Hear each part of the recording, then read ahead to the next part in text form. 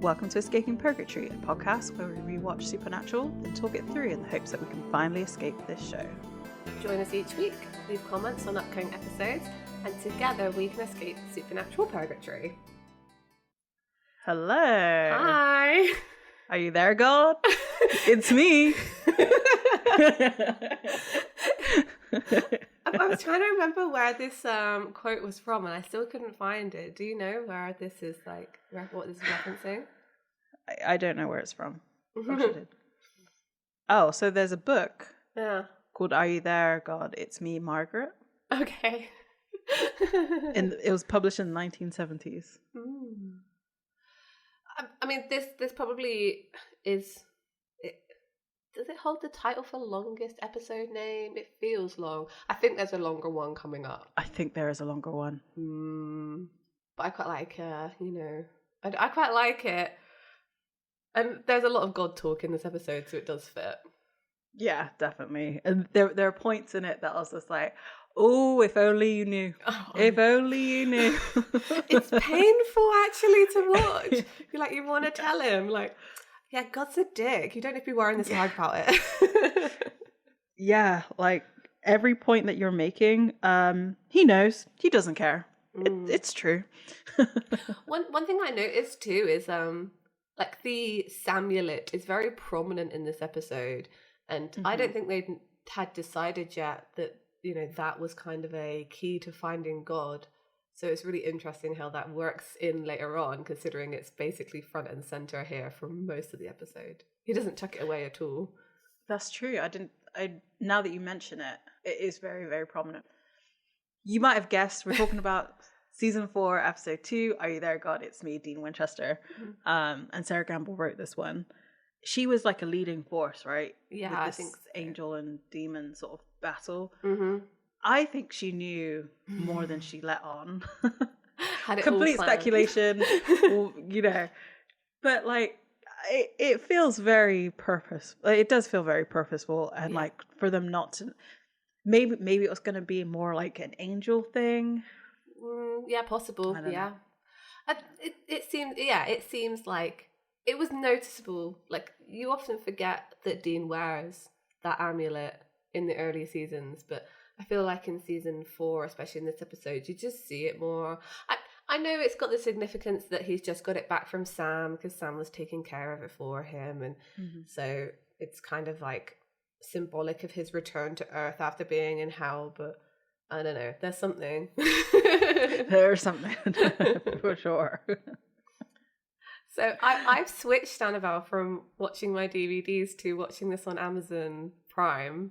So I've started watching the recaps again, and this one was a really good one. It was really, really good. The music that they chose lined up really well, and the lyrics matched what was going on screen, and then I really like this song. Oh, I had it written down. It's Lonely as the Night. I can't remember who sings it, but yeah, you would know the song if you watch it, and they're little works of art. They're great. They are. They do it every now and then. Sometimes you just get a recap and it's just a bit oh yeah, okay, this is what happened last time. But maybe it's because it's the second episode. They're yeah, we're going to try a little bit harder. In the beginning of a season, they're usually pretty good because I guess they don't really have much to work with, so they have to go back into the archives. Essentially. That's true, yeah. And then as they get further into the season, they can sort of go back to what's been going on in the season. And so it's not less impactful, but you can't have as much fun with it maybe. Yeah, I think it's nice to see all the journey so far, as you would say, in these first few episodes. Oh yeah, I really enjoyed this one.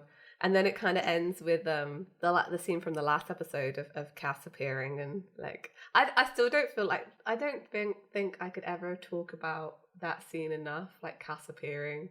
I was thinking about it again today, and just there's two lines that he says in that I don't know, it just resonates through Dean's whole character in this show, and that is, good things do happen, Dean, and don't you think you deserve to be saved? They're the quotes you get tattooed, right? There's something very central to Cass and Dean's relationship that's established in those two lines, and I don't know. It just makes me all feel all tingly.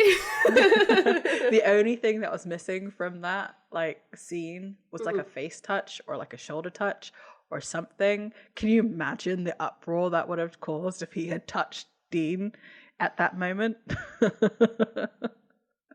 Your face. I wish people could see it. It was like, don't you be saying this to me. Don't put this image in my head. I mean, if there had been a shoulder touch in that first barn scene, it would have been gift to From Here to the End of the Earth alongside 1518. Is the like, look at this mirror, guys. He left as he entered, touching Dean. Because like we have evidence that he touched his shoulder, but like you wouldn't have. It almost feels like it was out of necessity rather than like more than that he cared. If you know what I mean? Yeah, I mean the cast now is so different to like this is it, like the character that shows the most development through the whole season is Cass, right? Because like, I mean, look at him now. He's like warrior of God, Bamf. Like, for sure. Like he's kind of mean in this episode. Oh, yeah. I spoil it for this episode because it is very at the very end. I was just like. I was saying to Amy before, like, I get stun locked when they come on screen, and like I stopped watching notes. I just watched the whole thing, and I'm like, oh yeah, I'm supposed to be paying attention. Just need to feel the like sizzling. I do.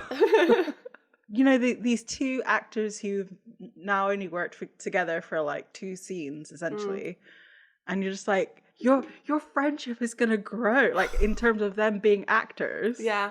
And then their characters are gonna grow, and I'm just like, oh. Right? It's like it is like these early seasons. You're like, oh, you don't know who you're gonna become. You don't know who you're gonna become in the show, and to us, yeah. It's actually very emotional. I spent too much time with these characters, and like I don't know, watching these actors do their various projects and things.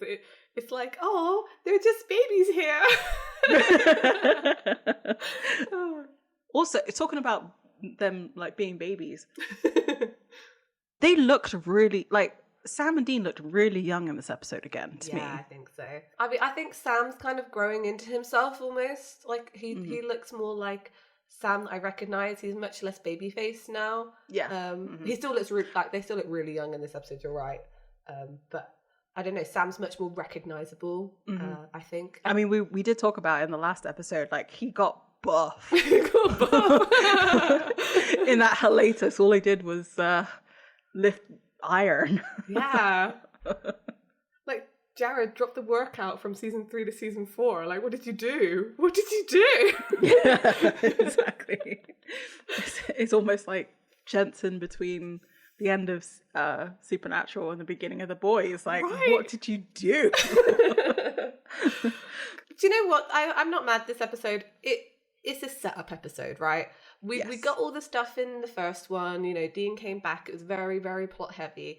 This is plot heavy, but it's basically a whole episode of exposition. Yeah. It's setting up season 4, like setting up the story. Which, yeah, you're right. Sarah Gamble wrote this one, so she was doing the setup. She knew where it was going. For her season, I feel like.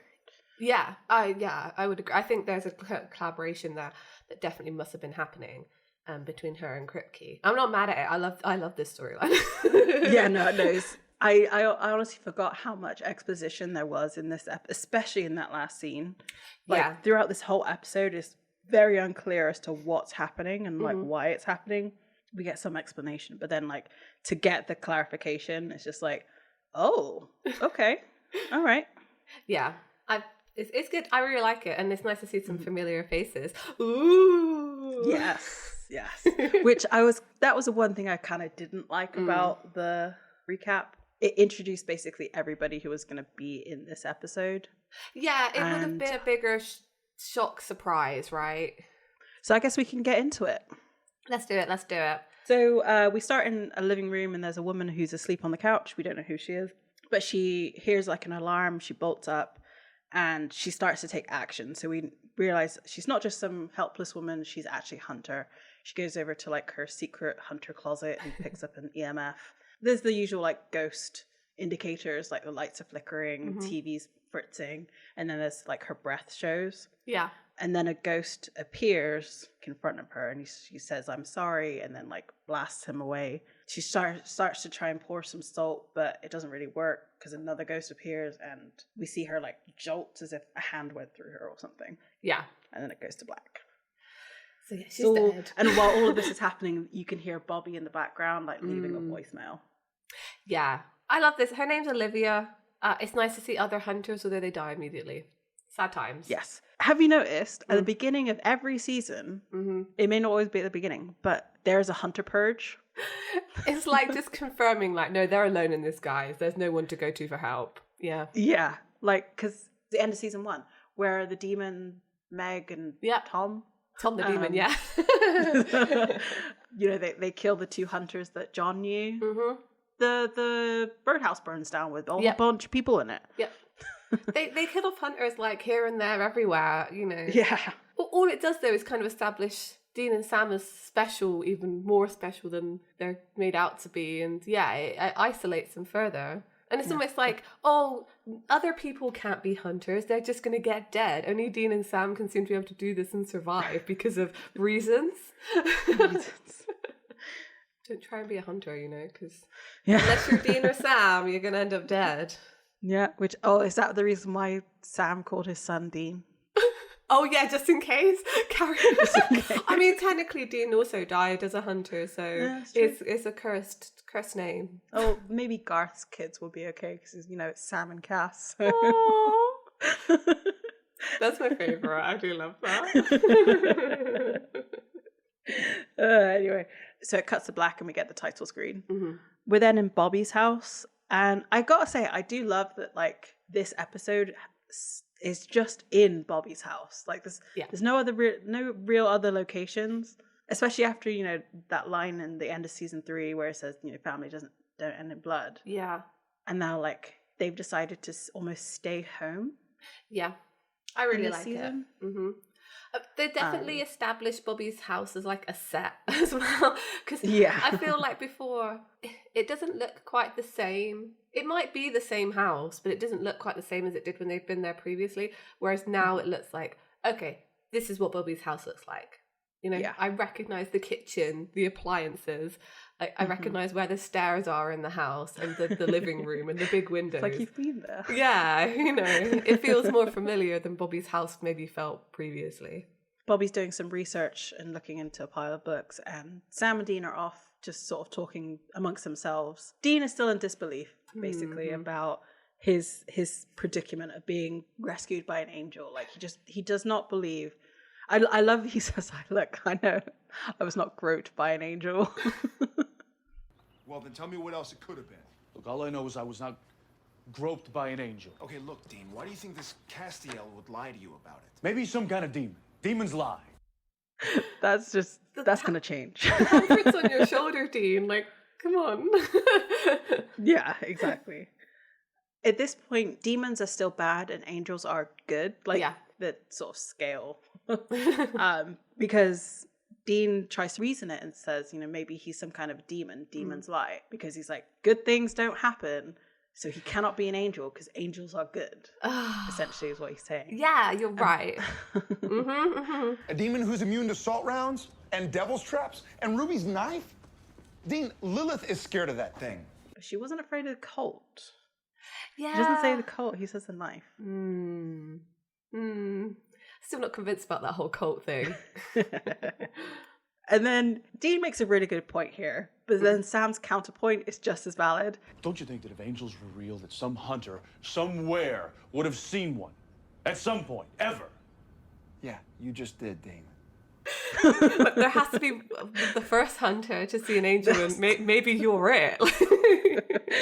Bobby was there. Bobby didn't see Cass's wings because he was knocked out cold on the floor. So at this point, only Dean has seen Cass's wings, like, reflected. I say reflected, silhouetted. It's interesting that that's not enough to convince him as well. Dean doesn't always remember things right. we know this. We do know this. I wonder, this is fodder for fan fiction, I wonder what Dean's perception of Cass's entrance into the barn actually was. What did he think he was seeing? And, you know, how would he have interpreted in his own mind seeing like angel wings and a being that doesn't react to normal demon killing techniques? Like, he's clearly twisted it as like, oh, he must be some kind of bad supernatural being. Bobby interrupts them. Dean's like, it's not an angel of the Lord. Like, it's just not. Bobby interrupts him and says, I'm not going to let you keep arguing about religion, but have a look at this. And he basically presents them with what essentially looks like Dean and Cass in prophecy, like in like hieroglyphics. And he confirms that angels can take souls out of hell. And it's just funny that it looks exactly like even the green kind of jacket that the human was wearing. I was just like, okay, all right, yeah. Whose fan art did they just use? Maybe it is some kind of like biblical fan art of like they knew this was going to happen. They for some reason knew it was going to be Dean and Cass. Maybe they are. They kind of are prophesized. You know. Yeah. They kind of. So. Also, like, establishing here saying, oh yeah, you know, angels can just take souls out of heaven, and then no other angel is able to do it ever, even Cass. I mean, he tries and fails. Yeah, because when Bobby gets taken out of hell, it's in Dean's body. Oh gosh, Sam's body. You're testing my supernatural. Ooh, I don't remember. It's one of them. I remember the visual effects that they did, but I just don't remember whose arm it was. Yeah, I get that confused between that and Benny in Purgatory as well, because it's a very similar deal. Yeah. Right? I think it's exactly the same, essentially. Something about, I don't know.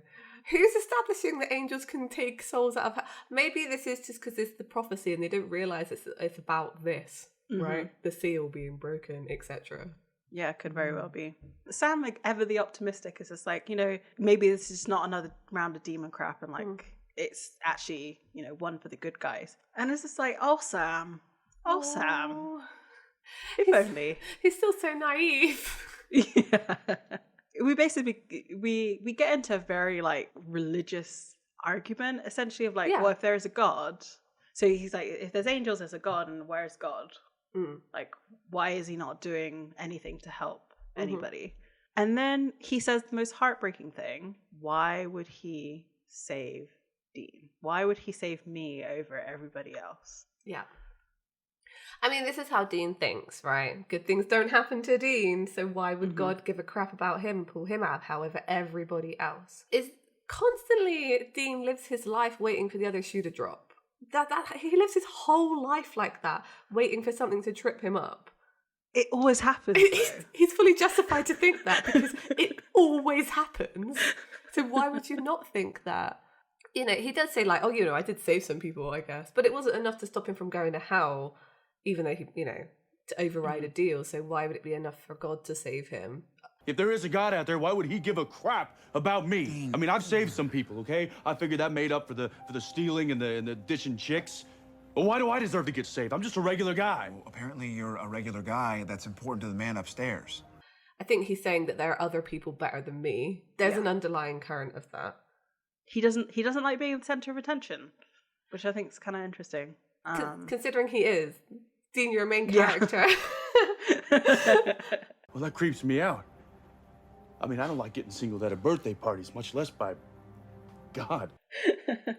And then he asks, what do we know about angels? And Bobby just like gives him a stack of books and says, start reading. I love this whole scene. I think it's really interesting. Like the fact that he thinks, God watching them and being invested in them in any way is kind of creepy. Like, he's like, that would creep me out, like knowing that someone's like sort of taken a vested interest in me. This is one of those times where you're like, if only you knew, Dean, like how creeped out would you be? As someone who doesn't want to be the center of attention, oh boy, is he the center of one person's huge attention. Yeah. I mean, for Chuck, it's about their relationship, about Dean versus Sam at the end, right? It always kind of was. He wanted that.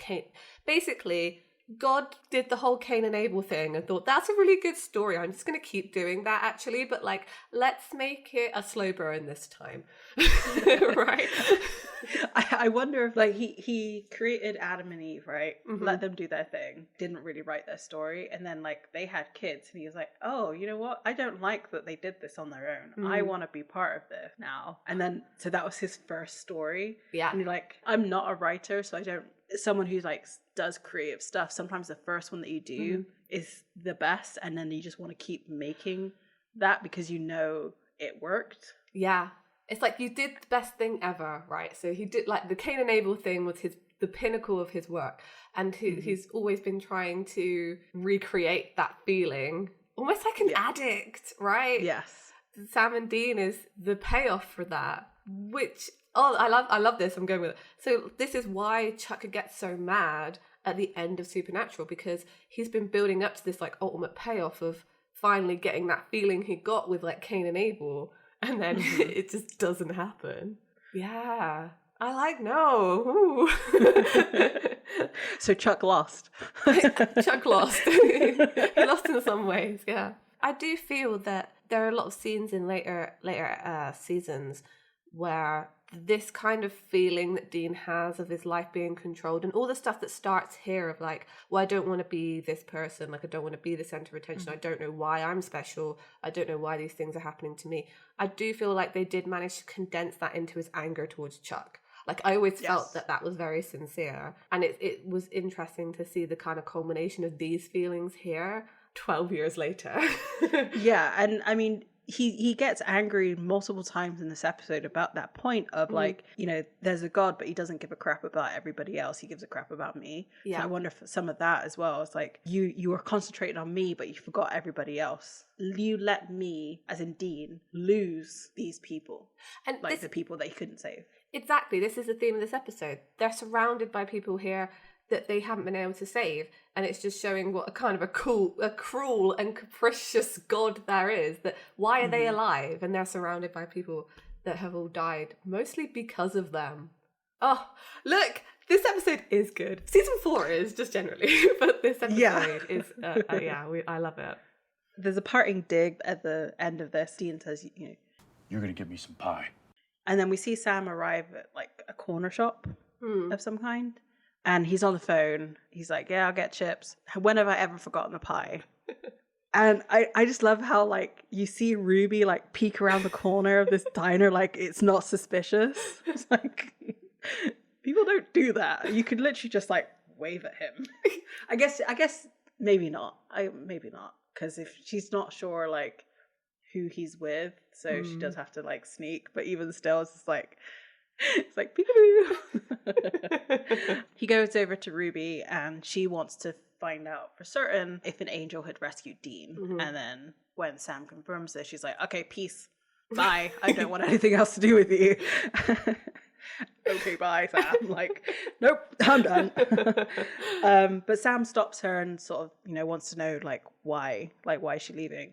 And she's like, I'm a demon, they're an angel, you know, angels and demons don't really get along, like, and she's, like, afraid of them. Yeah. And she's like, okay, watch out for yourself, and just, like, pieces out. They're angels. I'm a demon. They're not gonna care if I'm being helpful. They smite first and then they ask questions later. Yeah, I mean, it's quite interesting here because Sam says, like, well, I'm not scared of angels, as she walks away, and she looks at him and she doesn't say it, but there's a look there that's like, kind of like, you should be. Like, you personally, Sam, should be scared of angels for reasons I can't tell you. It's like she's trying to communicate something. I'm going to start here, and because I think this goes through season 4 of the parallels between Sam and Ruby and Dean and Cass. And what's interesting in this specific episode, and probably moving on later as well, is that they're both meeting in secret, right? So Sam and Ruby, this kind of makes sense why they are here, because nobody knows Ruby's a demon. Well, nobody knows that she's Ruby, first of all. Right, yeah. And that Sam's still involved in all that demon psychic stuff. It doesn't really much explain why, at the end of this episode, kind of, Cass is, you know, kind of keeping their conversations almost private from everyone else. There's kind of a secrecy to what he's telling Dean, which is kind of weird as well. I don't know. Yeah, especially since, like, the information that he relays is actually helpful to everybody. Yeah, it is. Cass has only had contact with Dean, so he doesn't know where everything else lies with everybody. I mean, if we're getting funny about it, we know Cass is quite socially awkward, so maybe he's just like, I don't want to have to deal with anyone else asking me questions and being difficult. So yeah, like he's like, I've already had to deal with Bobby shooting me. I don't want to deal with Sam trying to stab me or something. Yeah, like I've already dealt with Dean. I kind of know what he's like. I'll just deal with him for now, and the other stuff can come later. Yeah. I think Sam would be like more annoying to deal with actually. Yeah. Because you remember in I think it was season 2. Yeah. Where he thinks a ghost is an angel and like kind of gets all what's the word I'm looking for? Not holier than thou, but like very at peace. Yeah. And like takes the orders and stuff from the ghost angel. Yeah. I can only imagine he basically turns into some sort of like angel groupie. I mean, he kind of does. I absolutely want. We haven't seen it yet. I actually can't wait for Sam and Cass to interact because they're besties in my mind. But their relationship definitely starts out as like Sam's like, "Please be friends with me," and Cass is like, "No, you're an abomination."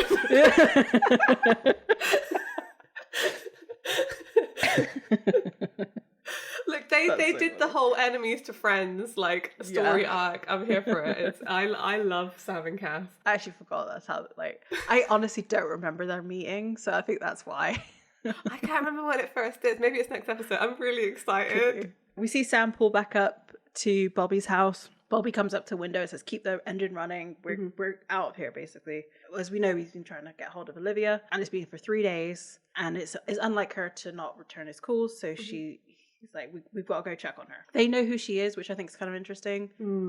They know that she's a hunter. And Dean approaches and says, "Scoot over." It makes sense that he could, but I was like, oh yeah, this is not like a conventional car. It's like bench seating. Yeah, I always forget the gear stick's not there. It's on the wheel, right? Yeah.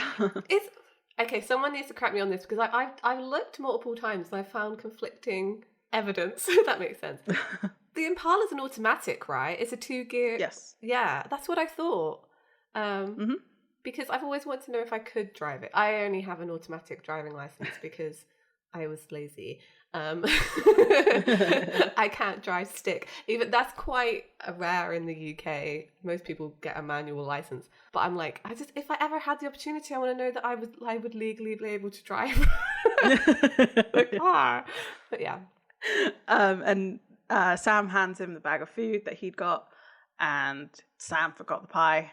The first clue that Ruby is maybe becoming more important than Dean to Sam at this point. He forgot the pie. The betrayal. The absolute betrayal of that is just... I can't believe Sam did that. Everything he's done, I think this is the worst thing. Yeah, absolutely. He forgot the pie when he made Dean read. That's funny. We get to Olivia's house and they break down the door and, you know, they're searching around, and then we don't really see her dead body. They kind of like make it kind of obscure, but you can see that her chest is like open in some kind of way. I felt bad for the prop department because I was like, I bet they put loads of work into that and they never actually focused on work. And they noticed that she had like the salt out and that there was EMF, and so it was some sort of ghost thing but on steroids. And Bobby like leaves the house quite upset, which, you know, because right now Bobby feels like the Roadhouse, as in like all the hunters kind of go through him to get information. So he has a much more connection with everybody. Bobby said he was calling hunters nearby and he can't get hold of anybody. Yeah. And something's up, and he's a bit snippy with Sam.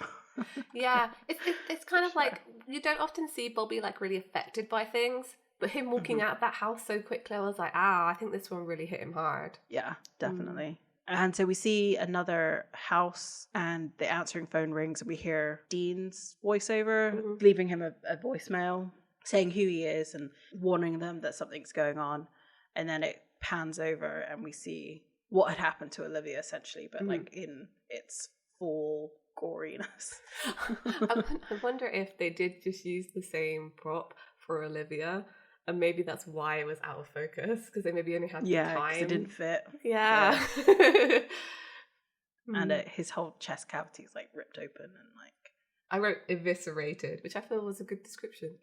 So we see Dean and Sam, and they're coming out of a house, and they're talking to Bobby and saying that they found another dead hunter. And Bobby said, yeah, he found another 2 dead hunters, so everyone they've tried to look for is dead. Bobby says that they redecorated in red. I checked on Carl Bates and R.C. Adams. They've redecorated in red. Like, I like the pause. Like, what were we going to say? Like, we won't think they've got like new paneling, you know? Well, they did something lovely with their kitchen. I might just take it up for mine too. In red. I mean, it would save a lot of like fixing stuff if you know your house is getting constantly wrecked. That's true. So Bobby's like, well, let's all regroup at my place, and you know, they drive there. On the way, I mean, I'm sure the Impala is sort of a gas guzzler. I'm sure. Yeah. So they have to stop at a gas and is it called like what's it called? This gas station. I want to say a gas and sip, and it's definitely not one. And we see Sam get out. He kind of starts the pump going, and then he like looks to Dean, who's asleep in the passenger side, and Sam goes and heads into the bathroom. As he's kind of washing up, there's all the typical ghost signs of sort of cold breath, and the mirror ices over, which I really like. Mm-hmm. And then as he wipes away the mirror, Victor Hendrickson has stood behind him. I've forgotten he was in this episode. I was very excited. Me too. I'm excited, but it confirms that he's dead, which is a sad time for me. Yeah. And this is where I'm like, Sarah, open for interpretation. What? You wrote this episode? No. I don't think so. She definitely answered her question. And it's a sad time. Like, oh, we wrote a whole side story for Victor based on your open to interpretation line. And now you just decided that he was dead all along. We see Sam have a flashback to just in case we'd forgotten who Victor was. But like, I mean, never forget. How could you? Yeah, exactly. Sam's almost like, oh, how are you alive kind of thing. But he must know logically that he's not. Because how would he be here? He's kind of reconciling it as he's looking at Victor that he's dead. Yeah. It's kind of sad to see. And, you know, Hendrickson confirms it and says, like, I didn't survive the blast. Like, that didn't happen. Mm-hmm. Sam tries to apologise to him, but, like, Hendrickson's mad. Sorry. I know you are. Look, if we'd known Lilith was coming, you wouldn't have left half a dozen innocent people in that police station to die in your place. You did this to me. It was your fault. She was after you and I paid the price. Kind of forgetting that he did arrest them, but okay. Yeah. He did it without knowing who they were or what was going on. Yeah, exactly. They have like this fight. There's Sam notices there's like a mark on Victor's hand, but it doesn't really linger on it. And then Sam kind of gets thrown against the sink, which really looked like it hurt. I was like, oh, I don't like sink head. No.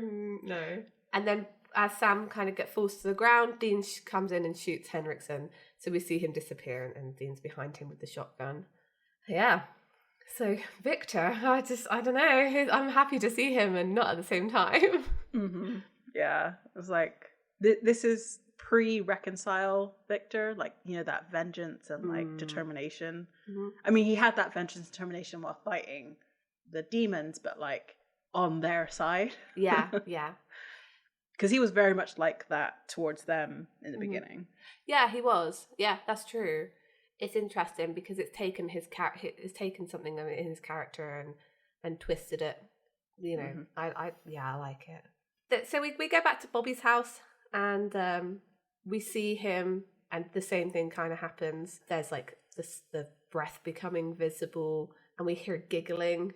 And as he kind of walks around his house, he sees a ball bounce down the stairs, which is a shot from somewhere. I can't think where. It makes me think of The Shining, but maybe that's not it. I think it is it, actually. Yeah, just because of where it goes. Because he turns around. There's like twin girls there, so yeah, The Shining kind of works out for that. Back in the Impala, Dean's checking on Sam because he looks bruised and sad. His like eyebrow is all kind of red and sore. Dean's asking about Victor and asking what he wanted as well. And Sam said, well, he wanted revenge because we got him killed. Dean's kind of like trying to say like, well, like, no, we didn't really. Like, he's trying to absolve Sam of that. Like, it wasn't our fault. It wasn't your fault. And kind of stops him and said, look, Bobby's not answering. Like, stop thinking. This is what's in front of us. Like, don't worry about that right now. It's an interesting perspective from Dean, but you think he would be all ready to blame himself over Victor's death. They were besties. Which I think he does, but he doesn't allow anybody else to think like that about themselves. Yeah. Like, he doesn't let anybody else put themselves down, but like he can put himself down, which is so sad. You should talk to yourself like you're talking to your best friend, Dean. That's like CBT therapy 101. You know, if you wouldn't say it to Sam, would you say it to yourself? So they run into Bobby's house, like, ready. They find an iron poker on the ground, so clearly there's been some kind of fight, and they can't find Bobby. They've split up, so Dean's going to check the house and Sam's going to check outside. And we cut to Bobby and see that he's being kind of held hostage by these two girls in one of the cars in the yard. It's like stacked, like a car that's stacked on top of another car, which is like, how did they get him up there? Okay. So as Dean's searching upstairs, we suddenly see a ghost appear behind him. And to be fair, first of all, I didn't recognise her. Really? Yeah, I know. I was like, this is clearly someone. I'm supposed to recognise this person. And then she said it and I was like, oh yeah, of course it is. No, I got it. I got it straight away. That was Meg. That's good, yeah. So yeah, it's Meg. And again, Dean has a flashback just in case we as the audience didn't remember Meg. Again, how would you forget her? Like, she was pretty integral in season 1 and 2. Right, exactly. She says that she's not a demon anymore. As Dean kind of looks at her, confused. She appears very like her hair is grown out. She's got like a white top on. She looks very more conservative than Meg. Is that a way to Meg the demon, I guess? Yeah, like, I feel like it's more girl next door, quote kind unquote of innocent. Yeah. It's not like dyeing your hair blonde and wearing leather doesn't really mean anything, but like, she's a more plain Jane. Doesn't stand out. Yeah. Girl next door kind of look. Yeah, definitely. We come back and Meg and Dean are talking to each other still, and she's like, I'm the girl that Meg possessed, well, the demon possessed. So it's established here that Meg Masters is the vessel. Because we always we did ask that before, which means that Meg later on just accepts being called Meg by everybody, even though... Yeah, I guess maybe she liked the name. Yeah. You know, maybe she chose this vessel because their names were the same. Who knows? Like, literally a whim of a demon, but... And also, this was before they had really established anything about demons, so I think it was just like, oh... Yeah, because we all got used to calling her Meg, so they're like, oh, maybe it's confusing if we change her name now, so we're just going to keep calling her Meg. So yeah, her name is Meg Masters. She introduces herself and says that she was just a girl at college and one day she got possessed by a demon, and says similar things that she said before, that she was trapped in her own head watching this demon murder people. They have talked before about what it's like to be a vessel. So like Meg spoke before about it, and then when Sam was possessed by Meg, he also kind of showed the control issues that they have with being vessels. I think here... it's almost like it's building to something. She really establishes here like what a terrible thing it is to be possessed. And I just put like she started to build that narrative of this is one of the worst things that can happen to you, which is very relevant to this season. Yeah, definitely. The line that kind of got me like was when she's saying like, you know, I was trapped in there screaming at you, please just help me, and you're supposed to help me, and what, Dean, why didn't you help me? I kept waiting, praying. I was trapped in there, screaming at you. Just help me, please. You're supposed to help people, Dean. Why didn't you help me? Yeah, exactly. Like no one could hear her inside, you know, inside her own body kind of thing.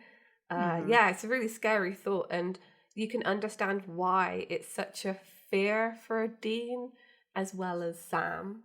Because it is for Sam also. But particularly for Dean, like, he really doesn't want to be possessed and be out of control of himself. So hearing Meg say this is, you know, because he avoided becoming a demon, right? That was one of his biggest fears. He avoided becoming a demon in hell. So yeah, I don't know. I just felt it was really building that sort of idea of vessels, and I don't know. I put here as well, like, Dean's guard while he's talking to her is really down. Like, he even slightly lowers the shotgun that he's holding at her. Well, I mean, you've had this woman that is now accusing you of, like, not helping, and then you've got, like, a gun in her face. Like, it's bad optics. Yeah, exactly. So, you know, he does try to, he keeps just saying sorry to her. Like, the whole time that she's explaining, like, how bad it was, like, you know, yeah, she was trapped and that he was supposed to help her, like, he was supposed to be a hero. She's kind of hitting him and slapping him, and he's just, like, saying that he's sorry, like, he didn't know at that time how demons possess people. She kind of grabs his jacket at one point, and he notices that she has the same brand on her hand also. I feel for Dean here because he's saying, like, I'm sorry, we didn't know, we did the best we could, which feels different to how he would normally talk. It's almost like he's convincing himself, right? Yeah. Rather than trying to convince her, because he knows that no matter what's going on at this point, he has to essentially hurt her again. Yeah. He's not in a good position. So to me, he's talking to himself a little bit here, like, convincing himself and her that, and it's true, they didn't know what was going on with demons, like how it all worked, and that, like, there was actually a living person in there. If anything, it's John's fault for not cluing them in to this stuff, right? Exactly, because Bobby knew, which means John must have known. Exactly. And because John didn't want to, you know, give his son's empathy, he didn't tell them about it. Right? Yeah. It's a tough one. I feel for Dean here. We cut back to Bobby, and the girls are still like holding him, and they are explaining what happened to them. So it seemed like there was some kind of monster, and Bobby was in the house where they were and just missed them, and they ended up getting killed by this monster. As Sam's kind of looking from outside, he kind of gets ghost vibes and realizes that Bobby must be there somewhere. So he starts just randomly looking for him. I love that. He doesn't try and, like, follow it. He's just, like, started popping trunks, like, Bobby, where are you, Bobby? We cut back to Dean and Meg, and Meg has this, like, whole, like, heartbreaking speech where she's really pulling at Dean's family heartstrings here. Yes, yeah. By being like, I had a little sister, and do you know what it did to her when I disappeared? And, you know, do you know what that's like? And I'm thinking, like, yeah, Dean knows what that's like. He's a big exactly brother. what that's like. Yeah. It turns out that her sister, like, killed herself when Meg was found dead, essentially. Or at least the ghost is saying that. I feel like it probably is true. It's kind of terrible, but I don't know if these ghosts are liars or not. I think they are just, like, vengeful. I don't know. I think they are telling the truth. You can be vengeful and still tell the truth. Right, yeah. Because truth can hurt just as much as a lie. Yeah. But it does also feel very convenient that, like, she was an older sister and this happened to her younger sister. Like, you couldn't even save my family kind of thing. And then especially what happens with how the interaction with Hendrickson as well. That's true, actually. That's very pointedly directed at Dean as well. Like, oh, this is something that you could relate to. Yeah, maybe it is just saying something that they know is going to be hurtful. Okay, I'll sit with that one. We'll get to Victor, and I actually think you're right. I think maybe it's just to be biteful, essentially. Like, targeted digging. So maybe they do. Maybe I was wrong. Maybe they do lie. Yeah. Because I said the truth can still hurt, but I think maybe they are lying. You've convinced me by agreeing with me that they're lying.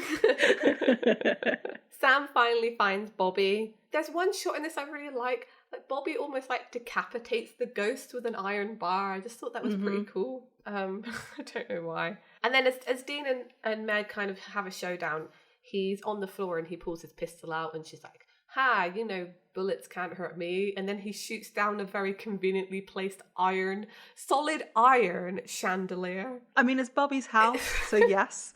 I can believe it because it's Bobby's house. Anybody else's house? No, but Bobby's house? Absolutely. Yeah, he has traps all over that house for anything and everything. I love it so much. Oh, I love the fact that, like, you know, that Meg's disappeared and he says iron. Who are you saying Like, that who are you for? talking to, Dean? It's like Jim in the office looking at the camera. It's like, you don't need to explain it to us. We know. It must be higher. So they all regroup together because they all won their respective fights. And Dean says about the brand on Meg's hand that he saw and just confirms it wasn't there when she was alive. And Sam says, oh, you know, I saw that on Victor too. And then Sam draws it. I love that Sam always takes the opportunity to draw things. And Dean's like, yeah, that's it. Like, there's nothing you can change about that drawing, Sam. You have it exactly correct. Whereas if you're actually recalling something like that, you'd be like, oh no, that squiggle, I thought it was over there. But maybe they train themselves to have excellent symbol recall. Bobby's like, we have to move. I've seen this before. And then he tells them to follow them. And then they go down to, and I forgot this was introduced so early. Mm-hmm. They go down to a room that I'm going to call from now on Bobby's bunker. Yes. I was going to say like Sam's holding cell, but yeah, Bobby's bunker is much better. Oh gosh, it is. Bobby essentially started his own Men of Letters bunker. That's what that is. He did, yeah. He would have dug it out further if he'd had another free weekend. It's just never happened. Yeah, exactly. Like, I'm surprised he doesn't have a whole underground complex. Did the OG Bobby ever get to see the bunker? I don't think he did. I don't think so. That really sucks. Oh, maybe as a goat. Oh, I don't know. Because he would have nerded out so hard. He would have. He would have loved that place. He would have lived in it, never left. Like he never would. No, he would have. He would have never gone on another hunt. You don't. We would have had to have a scene of like Bobby just like in shorts and a t-shirt with like a sun lamp because he hadn't been outside in like months. Just like, no, I'm too happy here. This is my safe space. And like Dean has to like physically drag him outside. You need to go outside, Bobby. But I'm reading. Oh, it makes me sad. Yeah. Because you know he would have read those books like 50 times over. Like the archiving he would have done. Mm-hmm. Him and Sam could have got real close, just again like nerding out over stuff. He would have had like an actual like system. Because you know, every time like he wants to find something, he finds the book very quickly. Yeah, I mean, this episode shows he knows exactly where everything is in his house. It looks like it's messy, but Bobby knows. Oh, I'm sad about that now. That's bummed me out. Probably bummed me out. I wanted Bobby in the bunker. He would have been able to get that map to work, like, without the help of the fairy woman. Oh, yeah, right. Everything would have been on and working, and, you know, they could have actually used the full extent of the Lettuce bunker if Bobby had been there. Sad times. But Bobby explains that this room that he's built is solid iron, coated in salt, 100% ghost proof, not 99.9, 100%. And I love this. Sam's like, you built a panic room, and Bobby says, I had a weekend off. And he's just like, Bobby, you're awesome. He gets kind of defensive about it. Like, what are you going to say? Dean's so impressed with him. I love it so much. You built a panic room? I had a weekend off. Bobby, What? you're awesome. He spots like a poster of like a swimsuit model as well, which maybe suggests Bobby spends quite a lot of time in the panic room. It just reminds me of those like calendars that like mechanics have that's very like stereotypical, right? Yeah, so this is Bobby's actual work room rather than the garage in the yard. I think that's what it's suggesting. And that is also just like you have to put it in here because it's there's too many men in the room. There has to be at least one woman, but it can't be like a real woman. It has to be an objectified one. You're right. You're so right. So we kind of have this little like montage scene thing of Sam and Dean making like salt rounds. It's quite interesting to watch them make them. And they have a conversation here about God again while they have a moment.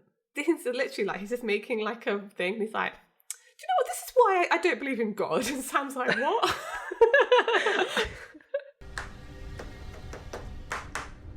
See, this is why I can't get behind God. What are you talking about? I know this kind of conversation. I try not to do this. Yeah. Because it is so awkward, but like sometimes you just kind of have to dive into it. Just like start a conversation of like, So you know that thing that happened that everyone's like, what? I like to think it was completely silent, like no, completely silent. And Dean's like, do you know what? I don't believe in God, actually. There's like the silent tapping and like the press that Sam's using and the swiping of pages and then just like, see, this is what I don't get. I can vibe with this because I can't deal with the silence for very long. It's just how I was raised. Like, I just feel like my mum always taught me to fill a silence, which is why I can talk literally about nothing. Like, I can have a conversation about nothing for hours, like completely surface level crap. This is why we're here. This is why we're here, yeah. And like, I feel like Dean can get on this level of like, it's kind of awkward. I just feel this silence. Okay, let's talk about God. Let's fine. Okay, fine. So this is why they talk all the time in the car. Right, exactly. You can't deal with the silence. Oh, there's a whole dark thing behind that, because if it's too silent, you have to deal with your own thoughts. Yeah, well, yeah, right. Add the man pain into this. And there isn't a radio in there, so what are they going to do? He's coping. This is it. Dean fills the silence with loud music or talking. There isn't silence for Dean. So he basically says like a very kind of typical argument for the lack of existence of God, which is, if God, why suffering? Like, basically, bad stuff happens to good people. There's no rhyme or reason. It's random. It's horrible. It's evil. But like, if he is there, what is wrong with him? And I was like, if you only knew, Dean. I know. It's like, do you have a few years? It's going to take a minute to get through. God has, I don't know, weird misplaced daddy issues and some kind of like fratricide fetish. I don't know. Yeah, Is that the right word for that? Like patricide, fratricide? Is that the one I want to use? It sounds right. It sounds right, yeah. Someone correct me on Latin. And he says, like, where the hell is he while decent people are getting torn to shreds? How does he live with himself? You know, why doesn't he help? Which... How does he live with himself? You know, why doesn't he help? And Bobby's just like, I'm not getting involved in this conversation. I also feel like Bobby here is almost taking on the writers, because I always got the vibe that they were interested in bringing in angels and stuff, but I don't think Supernatural ever really wanted to have a conversation about religion. Mm-hmm. And it's almost like Bobby's like, this is getting too deep. Let's talk about ghosts. Basically, yeah. Which, I don't know. I feel like that's the vibe I got from like the makers of the show, that they were like, just look at this like surface level. Yeah, there are angels. Yeah, there are demons. Let's not go too deep into like the religiosity of this, because like, don't think about it too much. It's fine. Yeah.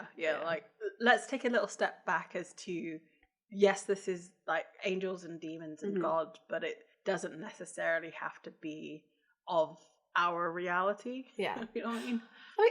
I don't know. I mean, I didn't ever see any stories about, like, for example, Supernatural getting the same backlash as, say, like, Lucifer did. Mm-hmm. I don't remember, like, Mum's Net being against Supernatural. Yeah, I mean, I guess because the main difference I see between, like, maybe Lucifer and this is that, you know, Lucifer is Lucifer.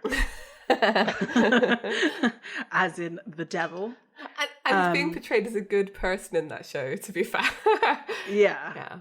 Whereas in this, it's like they've already established that they're like not necessarily about religion, but like angels and demons are characters. Yeah. Rather than like the main feature. I know that changes over time, and by that time they had no like footing, because the Supernatural fandom was too large. Yeah. So basically, yeah, Bobby changes the subject and he talks about the fact that he's found this brand on the ghost and he calls it the mark of the witness. He says, well, none of these people that we're seeing died normal deaths. And I wrote, oh yeah, they kind of died like supernatural deaths. Not actually true, like Ron appears later. He didn't really die a supernatural death. He got shot by the police. Yeah. More that it's people who have been connected to Sam and Dean, who I guess would not have maybe been involved if it wasn't for the supernatural. It's kind of a weird one. I wonder if it's more like being touched by a supernatural being, because he did get knocked out by the shapeshifter. Yeah. That's the reason why he wasn't at work. He was on like medical leave or something like that, right? Yeah, because his buddy like knocked him out and then stole the stuff from the safe. It could be that like their souls are tainted by contact with the supernatural kind of thing. I mean, yeah, possibly. I thought it's just like the other ones make sense. Like Victor makes sense. Like Meg makes sense. Everyone else was kind of like killed by monsters essentially. But Ron is there, and he was like, "Oh yeah, I was just in the wrong place at the wrong time." Really. Yeah. It turns out that they were woken up. They're forced to be ghosts, and they woke up like in pain and angry. It's not necessarily reflective of who they were in life. Like we were saying before, like Victor, you can see an aspect of his personality in this ghost, but it's not who he is or who he was. They don't know who did this, but it's a very powerful spell. He says that they're part of a prophecy. And he's like, what prophecy? Like, what book? And Bobby's like, well, Revelations. And it turns out that it's a sign of the apocalypse. The apocalypse. And it kind of does this really funny thing where like Bobby says apocalypse and then like it cuts to like Sam and Dean's faces for a really long time. And they're like, dun, dun, dun. That was the only thing that was missing. Yeah, it really is like, oh my gosh, this is such a shock. It feels a little much, right? Yeah, like, yeah. We haven't had an end-worlding situation yet. Yeah. And he literally just said the world's going to end at the end of this season. He basically said that. He's like, the world's going to end, guys. Because the apocalypse is not anything but the end of the world. Right.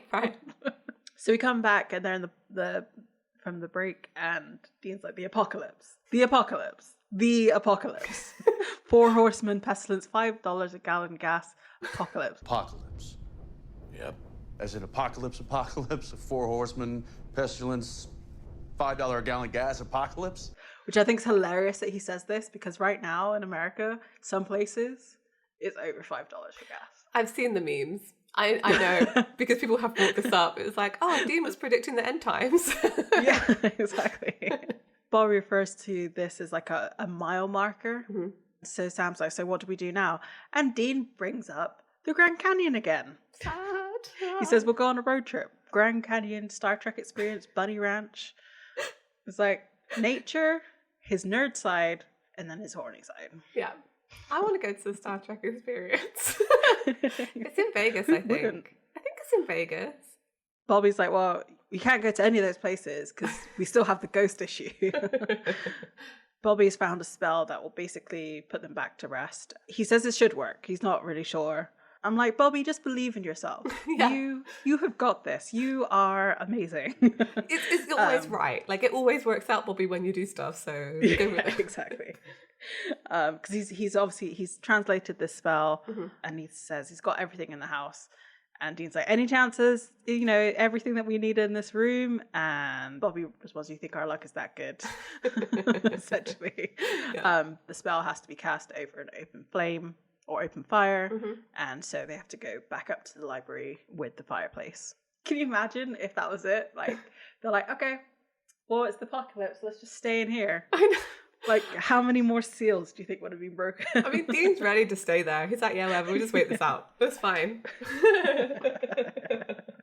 They're like preparing to leave the panic room. They're loading up on their like shotguns and shells and all that stuff that they've been making. Bobby tells them not to run out of ammo until they finish the spell. Because obviously, like, they can't really remake salt shells on the fly. And as they're climbing up the stairs, we are met with Ronnie, and there's a bit of a flashback and his death. And he says, "Oh, Ronald, with the laser eyes." I know. I wish I could say it's good to see you. I wish I could say it's good to see you. I am dead because of you. I think it's very weird that they brought him back because he brought on his horrible as it sounds, but he brought on his own death. Yeah, because with the investigation that he did. Yeah. Yeah. Ronald here says, "I'm dead because of you. You were supposed to help me." But they told him not to do anything, and yet he went ahead and locked everybody in the bank, which caused the police to come, which caused the sniper to then take him out. So, like, I think you're right. It doesn't feel right that he's here, and I feel like this actually would have had more of an effect on Sam than Dean. Because it was Sam's fault that Ron was there, because he dismissed him so much when they went to go see him. It led him to like investigate further, I feel. But then for Dean, Ron was like his little buddy. Yeah, I guess so. So like it's like I think Dean looks happy to see him here. It's really sad. He has like a oh yeah, you're a cool guy, Ron. Bobby kind of does Dean a favor by shooting him, so Dean doesn't have to do it. Or Sam as well. Or Sam, yeah. Because I can't imagine that again. Because Sam tells him to get down. We don't hear it. It's just one of those like you see his mouth move. Yeah. And then he gets shot. So it's just like, again, Dean not wanting to hurt someone who's already been hurt, and Sam not wanting to shoot somebody who's already been hurt. Like, yeah. But Bobby has no connection to this guy, so he's just like, if you're going to shoot, don't talk. Yeah. And I love the fact that Bobby's like, he can be shoot first, ask questions later, and ask all the questions before you do anything. He really can. He really can. They're all kind of protecting each other from the guilt of this whole situation by like taking out these ghosts for each other, essentially. So they get to the library and they make like a semicircle of salt around the like table and fireplace. Bobby tells Sam to go upstairs to the linen closet. There's a hex box. The two girls that Bobby's haunted by appear. Sam takes them out and Bobby tells them to go into the kitchen, to the cutlery drawer to get hemlock, opium and wormwood. Dean stops on opium. It's just like, it's really not that, it's poppies. Like it's not that big of a deal, I guess. And like, yeah, you probably shouldn't have them just like laying around, but that's why it's in a false bottom drawer in the kitchen. I love he's got false bottoms in his like kitchen drawer. Like, what else does Bobby have in his house? It's amazing. I mean, a hex box in the linen closet. Okay. See, he knows where everything is in his house. Absolutely everything. The girl reappears and Bobby's the only one strong enough to take out his own ghost because he does shoot the two girls in this one. I think it's interesting that so then we cut back to Sam and he's found the hex box and Meg is there. She points out to Sam that like, you know, I thought you would have learned something from Meg and her death and everything, but you're still hanging out with the demon Ruby. She asks how many innocent bodies has Ruby burned through for kicks, how many girls just like me, and why don't you just send her back to hell? Which I think's kind of interesting, and it doesn't make him sad, it makes him incredibly angry because he just levels the like shotgun in her face and just shoots. I think there is a level of guilt there for Sam because you think now he's working on exorcising demons with Ruby, but because he was upset when he found that other girl dead after presumably Cass had burnt her eyes out. Like, Cass, was it him or some angels did in the last episode? I don't know. Maybe Sam's just Sam's weird in this season. He is very much like hardened, kind of, but then he really showed a lot of regret about Victor earlier on in the episode. So it's an odd one. I don't know if he feels as much regret over Meg because they didn't know when that she got pushed out of that window that she was like human as well and that he could have exorcised her. Like they didn't know then. Well, they didn't even know she was a demon yet? No, they didn't even know she was a demon. You're right. It could also be that like Sam's capable of being at this point much more focused than Dean about living with his guilt. So he's like, well, she's a ghost and just I've got to accomplish what Bobby sent me up here to do. So I'm just going to shoot her. He's very much on a mission, and we already know that when he's on a mission, nothing can take him away from that. Yeah, John. Dean's in the kitchen, and he's looking through the drawers, and suddenly the kitchen doors close, and then Hendrickson appears, and we get this awful conversation between the two of them. Yeah.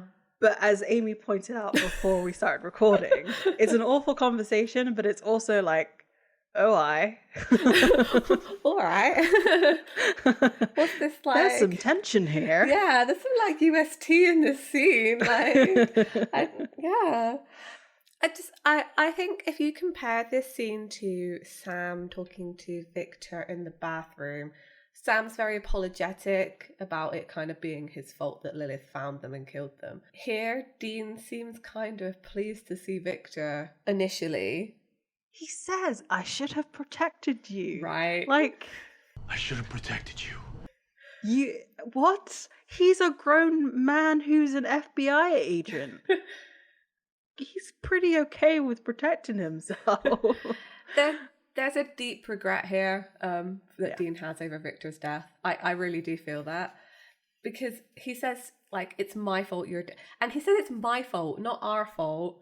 It's Dean's fault that Victor's dead. Like, he said, I left you behind. Does he think he should have taken Victor out of the police station at the end of all of that? Like, made him leave? But the thing is, I am 100% backing my theory that Dean is a really unreliable narrator because he doesn't remember things correctly. No, he doesn't. Because it was Hendrickson who told them to go. Yeah. He didn't say, like, where are you going? What should we do next? It was Hendrickson very clearly said, no, I have to sort out this stuff because it's police work. You died in the helicopter accident. Yeah. Go. That was it. Like, what was he going to do? What did Dean think would happen? Like, that it was this lovers, like, parting, like, you need to come with me. Let me save you. It's like, no, that's not what happened. Yeah, like, Dean's acting like he should have tried harder to take Victor with him. And you're right, it was Victor's choice to stay. You know, it was his duty to be there and sort everything out. There was no conversation about Victor going with them. But I don't know, I think Dean thinks he should have taken Victor, like, under his hunter's wing and, like, taught him all the ways of the supernatural so he could have protected things from happening to him. And it's like, no, Dean, that wasn't going to happen. That wasn't, like, Victor chose to stay. He chose to stay. Dean does try to reach for, like, the gun, and Henriksen, like, throws it away from him. And then he goes on to explain that they didn't, well, this is why I think they're lying. Okay. Because he goes on to explain that, like, basically Lilith tortured them to death after that, like, white light, starting with Nancy and finishing with Victor. It too much mirrors the fact that Dean's just got back from hell. He fully knows what that kind of torture, like, feels like and how terrifying it would be. And to hear that back from Victor, someone he, like, admires so kind of greatly, would be incredibly painful and put him off his guard, I think. Yeah, definitely. I don't want to believe that Victor died a horrible death. I think that they're lying and just playing on, like, the person's fear, essentially. So, like, in terms of, like, Bobby's story, I don't think he walked past the girls and the monster, like, was there. I think they were probably somewhere else and he really couldn't find them. He was not that close to where they were. Yeah, it feels like they're twisting events, you know, because by the time, even Meg, like, by the time they figured out they could exorcise demons, they tried to save her. They exorcised Meg from her, but it was too late because she was already dead because she'd fallen out of that window, which they never could have known about. Well, and the thing is, they didn't throw her out the window. It was the monster she was controlling that did. Yeah, it was Meg's fault Meg died. It was the demon's fault Meg died. Right? Yeah, the shadow beast thing threw her out. It wasn't them at all. I think Meg says it, like, if you'd exorcised me sooner, but, like, they didn't know about the exorcism then, so... The way that I interpreted that line was that, like, they waited too long to finish the exorcism. Like, the 50 last words just came too late. Yeah. But it still wouldn't have saved her, though, because she'd already fallen out that window. Do you know what I mean? Like, it's all very twisted. And this is why I don't believe this about Lilith and Henriksen. I don't actually believe it. I think it's particularly pointed at Dean to relate to his experience in hell because he knows what this is like. And he wouldn't want that for Victor because there's something between them. and also, you know, the next line that he says after this is like, tell me how it's fair. You get saved from hell, I die. Why do you deserve that chance? Tell me how it's fair. You get saved from hell, I die. Why do you deserve another chance, Dean? Dean literally asked that question at the beginning of this episode. Yeah, exactly. Why him and not somebody else? And I think Dean would have thought Hendrickson worthy of being saved. Yeah, absolutely, he would. The fact that Victor is the ghost in this episode that grabs Dean's heart literally through his chest. Look, this ship sails itself. Yes. I mean, he's literally grabbing his heart and, like, squeezing. If that's not symbolic of them having some kind of deeper connection, I don't really know what is. What are you trying to say, Sarah Gamble? Because I know the whole heart thing is how ghosts kill people in this episode, but why Victor though? Yeah, Exactly. And like, there's a difference between the way that Victor does it in this and the way that Meg does it to Bobby. Yeah. Like this, more intimate. like being front on. Yeah. There's just something about that that's just like, I have your heart, and you can see that I have your heart, and I'm gonna crush it. It's just like, and literally rip it out of your chest. Yeah, I know, right? But then this could have been Meg, right? Meg could have. I feel like she has more of a connection to Sam, but even in this episode, she kind of has more of a connection to Dean because of the whole demon thing. And I don't know. The regret over Victor is just so palpable here. And you're right. The fact that he's almost misremembering their relationship of him being able to protect Victor when Victor is perfectly capable of taking care of himself is just spot on. And I'm invested. I'm invested now. Now we never see Victor again. I'm fully invested. Obviously. So Sam comes in and saves the day. He manages to shoot Hendrickson and had not hit Dean. I don't know how that worked. Sam asks if he's all right, and Dean says no. Now, is he saying no because he's emotionally not all right, or I mean, obviously physically he's not all right. He's just had his heart gripped by a ghost. Yeah. But which all right is he like answering? It's both. I'm not okay physically or emotionally, Sam. Just leave me alone. Yeah. They have a little interaction with Ronald and basically make a fat joke. Oh, I thought it was a McDonald's joke. Why would it be a McDonald's joke? Because he says, "Oh, Ronald, come on, McDonald. I'm not a cheeseburger." Yeah. But like, McDonald's doesn't exist in this universe. You don't know that, I guess. It's not allowed to exist because they have to pay for it, basically. Yeah. And I took it as a fat joke, and I was like, I do not approve. No, I think that's fair, because you definitely could read it as that, and it's like, leave Ron alone. He's your friend. Exactly. Thought we were pals. That's when I was breathing. Now I'm gonna eat you alive. Well, but I'm not a cheeseburger. It's like, was that necessary? I really thought it was a Ronald McDonald joke. I'm so sorry. Bobby starts his spell.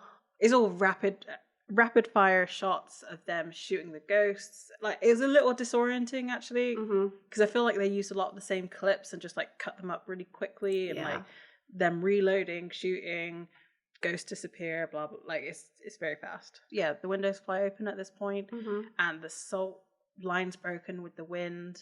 We see Meg behind Bobby. He manages to finish the spell just in time, but she plunges her hand into Bobby's back, which is where I'm saying it's different. Like, this feels more like impersonal. I agree. Yeah. And Bobby drops the bowl of spices, essentially. it's spices. Just some cumin. You wouldn't want any of it on your food because it's not good for ingestion. I mean, maybe in small amounts it's okay, but like don't eat hemlock, no. Yeah, that's what I was thinking. Dean does a dive and catches the bowl, and Bobby yells for him to, like, just says fireplace. Yeah.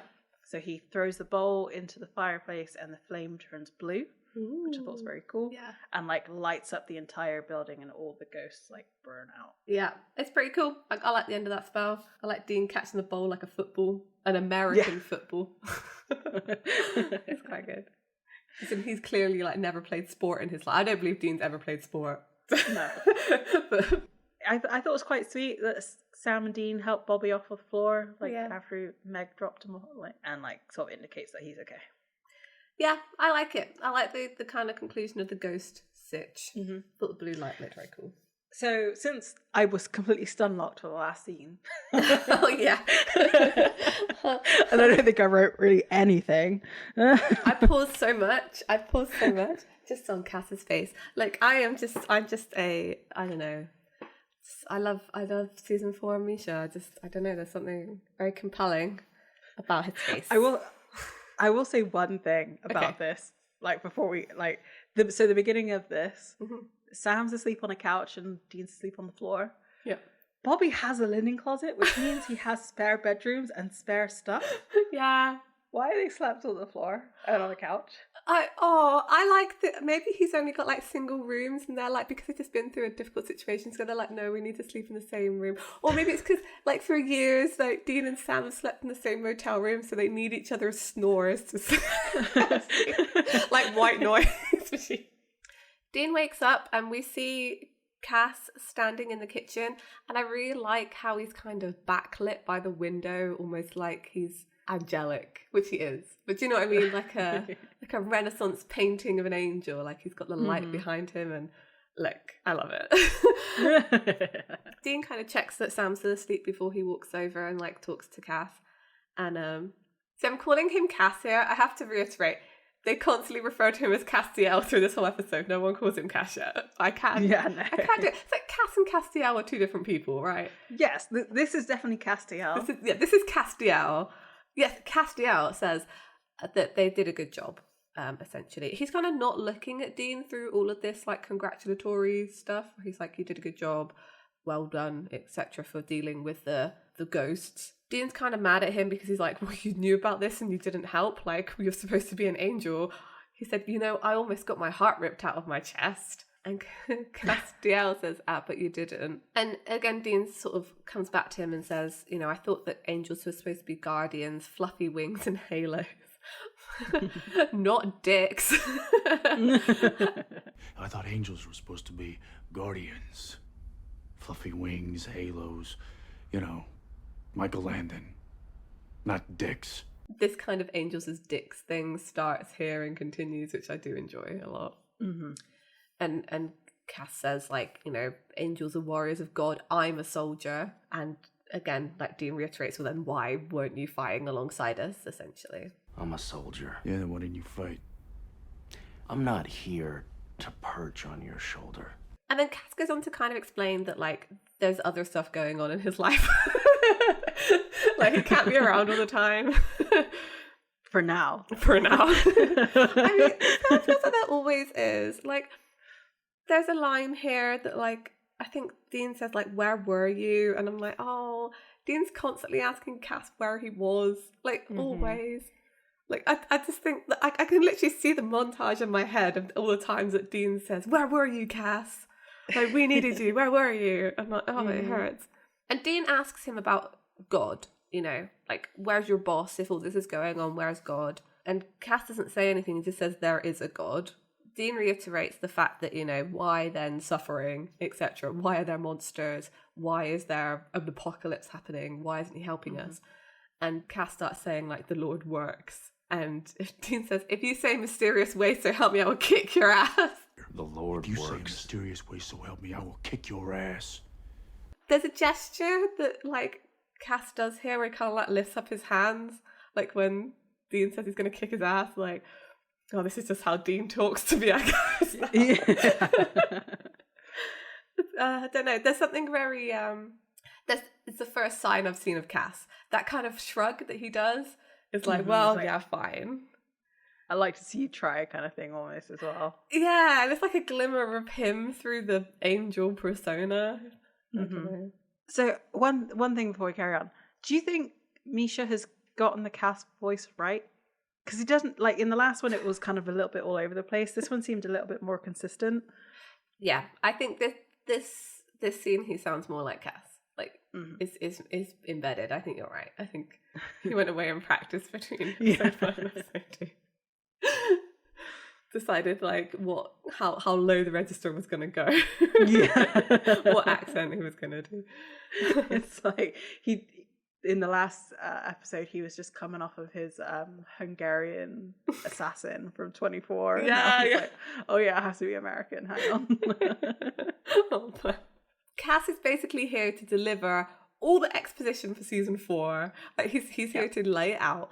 So he explains that the rising of the witnesses is one of the 66 seals that needs to be broken. And he said they're being broken by Lilith, and because she did this, and that 20 other hunters died as well. And Dean's like, well, of course she picked hunters because they would be, basically after her as well, I think, is what he was trying to say. And Cass also says, like, well, Lilith also has a certain sense of humour. So it's, like, directed at them. like specifically chose hunters to kind of hurt them. Dean kind of says, well, we won, it's fine. But Cass says that the seal was broken anyway. And again, he explains that like the seals are like a lock on the door. And whenever someone says lock in Supernatural, I'm like, if there's a lock, there must be a key. I always think about it. That the last one opens and Lucifer walks free. And Dean's like, I literally just learned about God, man, and now you're telling me Lucifer exists. He says it's a story told at Demon Sunday School. Cass kind of calls him out and says, like, 3 days ago you thought there was no such thing as me, and why do you think we're here walking among you now for the first time in 2,000 years? First of all, that's a lie, Cass. Well, okay. Because in Lily Sunder, we saw that Cass was on Earth in like the 1800s, early 1900s. I'm not entirely sure when that is. And the angels have been around. But we also know that they consistently get mind wiped. So that's true. I kind of took this as more of like, this is the first time that angels have come down en masse, rather than like maybe one or two sort of popping in, essentially. yeah, that makes sense. And kind of almost interfering in human affairs, because the reason for them being there in that other episode was because like of Nephilim. So it's like angels had kind of caused the situation. You know, Dean confirms that they're there to stop Lucifer then, and Cass is like, yeah, basically. What's really interesting as well, they're having this end bit of this conversation. Cass is like really in Dean's face. Yeah, like it slowly gets closer and closer and closer and closer, and just like, make out already. What I thought was interesting here is like, actually, as they do kind of get closer, because like Cass is clearly talking, because once he starts explaining the seals and everything, it's kind of the time when he looks Dean in the face. When he's explaining why they couldn't be there for the ghosts and stuff, he's kind of looking down, and when he's talking about the seals and things, he looks at Dean. It's very pointed. It is, right? Cass is very otherworldly at this point. Still, I really enjoy it. This last kind of bit that they're talking, he is properly like, there's no distance between them, essentially. And Dean's kind of accusing him like, you haven't done anything so far. You know, stellar work with the witnesses. Stellar work with the witnesses. It's nice. And Cass explains, like, we tried, but there are other battles, other seals. Some will win, some will lose. And this one we lost. Our numbers are not unlimited, which is, I think, is interesting that they're already establishing that. 6 of my brothers died in the field this week. He goes, you think the armies of heaven should just follow you around? There's a bigger picture here. And I love this line. You should show me some respect. I dragged you out of hell. I can throw you back in. You should show me some respect. I dragged you out of hell. I can throw you back in. And then just disappears. Like, just mic drop Cass. Yeah, I was like, this Castiel is very cruel. Yeah, he is. This is one character development that I'm really looking forward to, like, paying attention to and, like, seeing where certain things change over time. Because it is so difficult to reconcile this with even, like, season 7. Yeah, I agree. And that look back that he does before he explodes. I'm looking forward to this journey. Yeah, me too. What's interesting here is, I always think of this, it's like literally there's an angel in Dean's space threatening to throw him back into hell, and then like not very many episodes into the future he gives that like being a nickname. Yeah. I mean, you think about all the people that he's surrounded by, like Sam, Bobby, Ellen, Joe, they're all very short names, and then it's like Castiel. It's too much. It's too formal. It just humanizes Cass when he does eventually start being called Cass instead of Castiel. I think with the proximity, you can see here that this is another journey that I'm looking forward to going on. Dean is very uncomfortable about how close Cass is standing, like his head is very much turned away. Whereas I'm looking forward to seeing the journey of when he just gets used to it. I just could like stare at him in the face. Yeah, exactly. Who do you reckon has more trouble looking each other in the eye? Like in terms of in Misha and Jensen, like who would break first? Definitely like Dean and Cass, right? Surely they're actors. You have to do this kind of crap in dramas drama school. I said that in inverted quotes. Like, I guess as actors, you get trained to be able to do that. So I definitely think, Dean and Cass will break first. They're not actors. Castiel disappears. Like, literally, Dean blinks and he's gone. And then he's alone in the kitchen. And then it cuts to him, like, waking up. Do you think he actually got back into bed? Or do you think he just woke up after being left alone in the kitchen?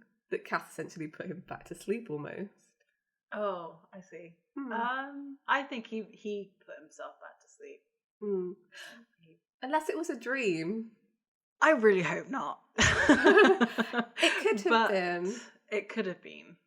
What do we think? What do we think, listeners? Do you think it was a dream? Was it a dream, or did he actually have that conversation? I feel like they cut it like it was. Yeah, I think that was what they were trying to imply. But I like the idea that he had to go, like, get back into bed after having a conversation with an angel. I feel like, well, this is my life now, I guess.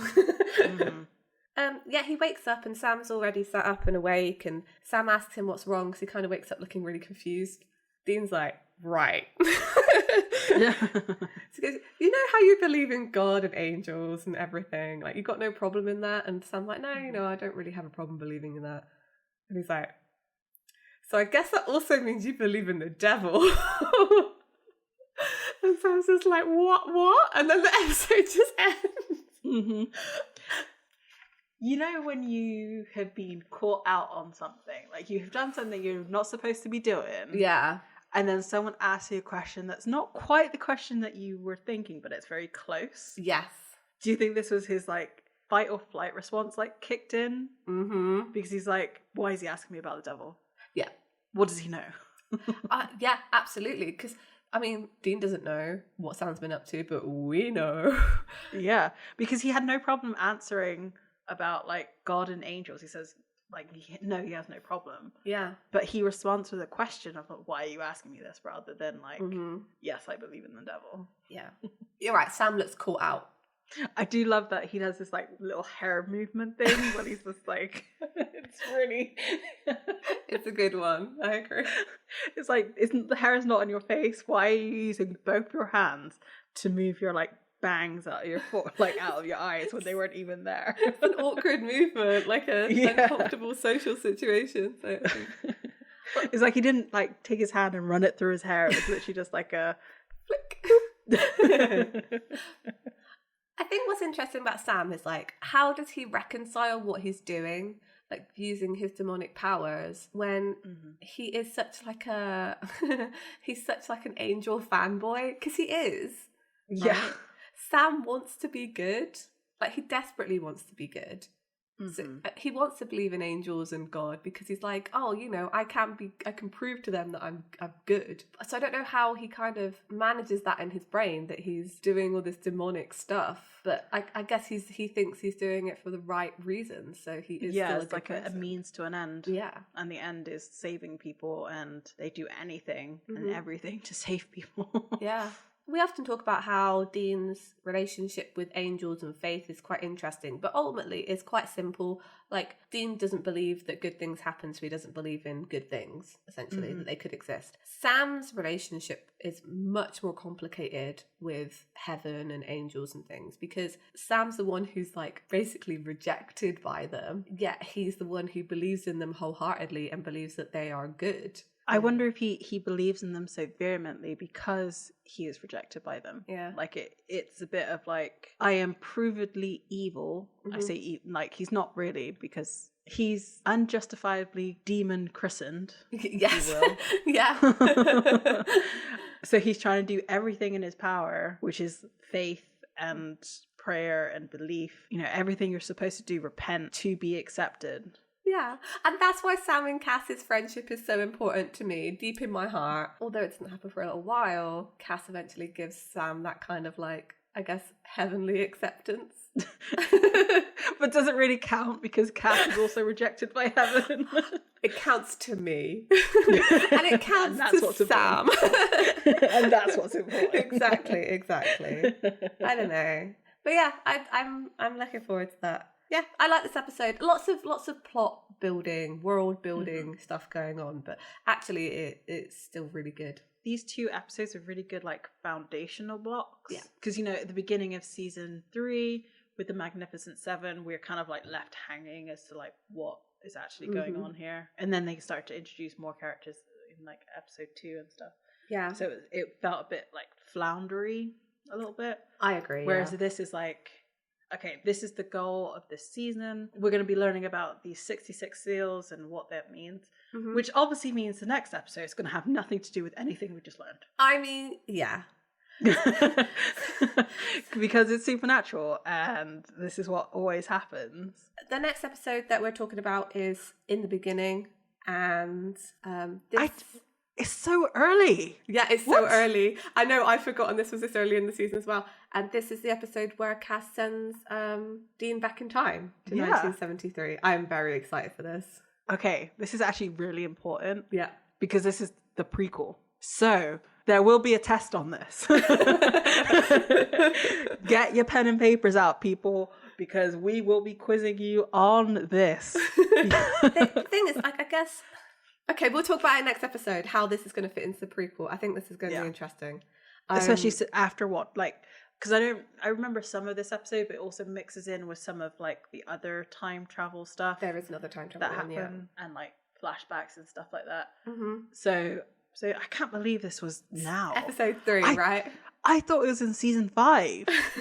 Even. I did. Oh, okay. All right. Look, this is going to be a great one. It's going to be a great one. Yeah. So, yeah. Awesome. So, yeah. As we come to the end of the episode, I'd like to thank the Pixar Agora for his wonderful artwork that we were gifted for our podcast.